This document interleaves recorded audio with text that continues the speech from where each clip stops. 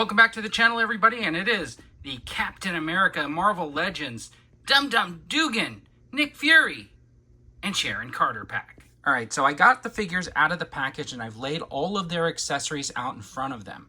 And I'm just going to go over them really quick, and then we're going to take a closer look at the characters, and we're going to take a closer look at the figures. Now, this is Sharon Carter. She's got the alternate head. She's got 2 extra sets of hands, so 4 extra hands. She's got this pistol with the big silencer on it, and she's got the blast effects that will go on the front of that pistol. You got the Nick Fury, who's got the alternate head, which is really cool because that's the alternate Nick Fury head. He's got a machine gun. He's got 2 extra sets of hands, so well, I don't know if that's 2 extra sets of hands. He's got the fists, he's got a shooting hand, and then on his left hand, he's got 3 extra hands. So I don't know how you consider that a pair. But then he's got the blast effects, he's got the pistols, and he's got a knife. Now, I did put the pistols in their holsters, and we'll talk about that when we're getting closer to the figures. And Dum Dum here has exactly the same accessories as Nick Fury. Of course, he doesn't have an alternate head. And if you're wondering really quick, the hat does not come off.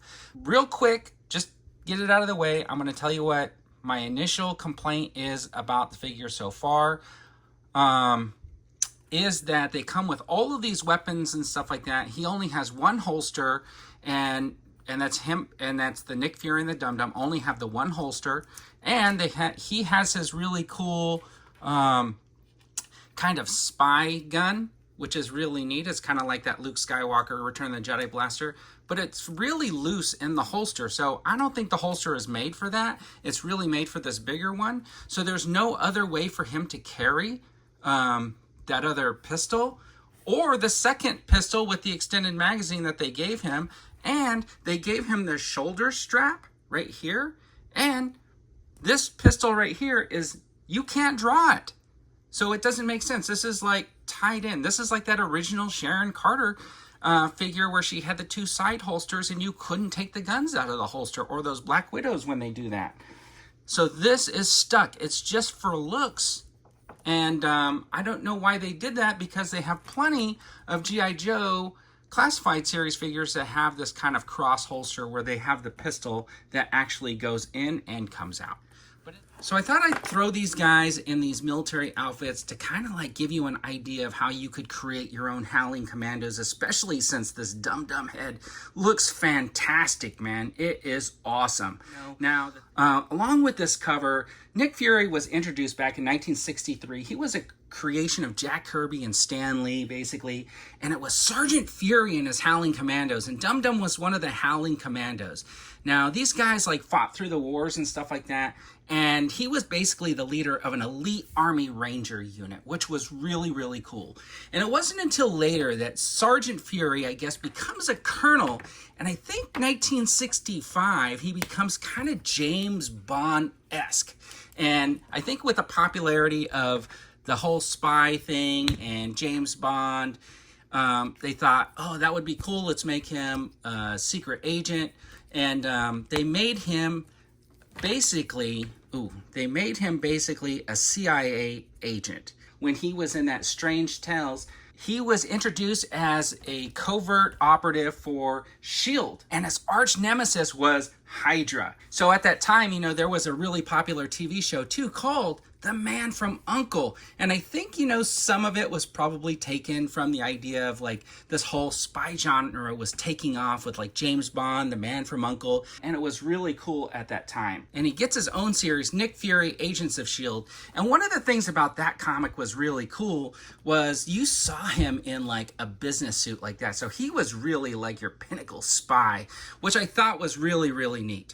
So anyways, we got the Nick Fury and the Dum Dum figures here, and I'm going to just show them off.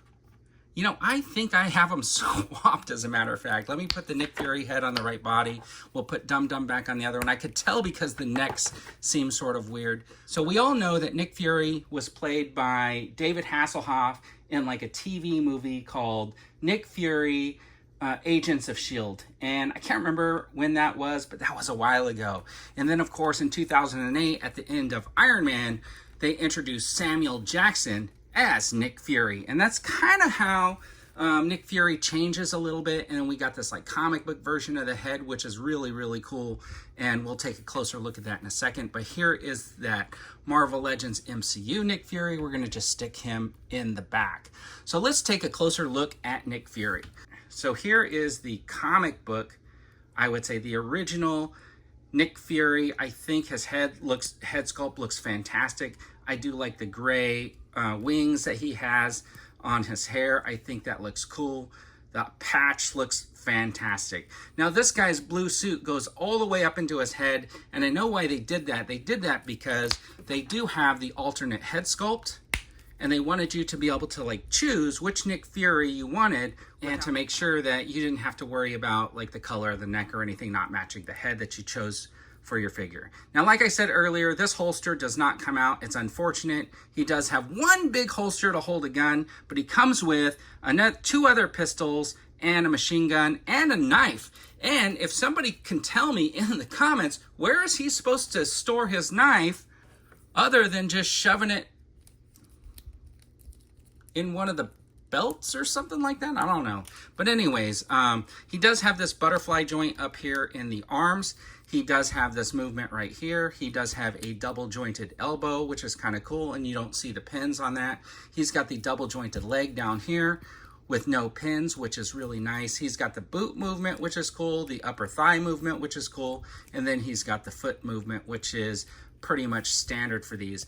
And the thing is, he does have that ab crunch right here. And you know, I'm glad that this holster is permanently attached to the body right here, so it doesn't mess with the ab crunch that much.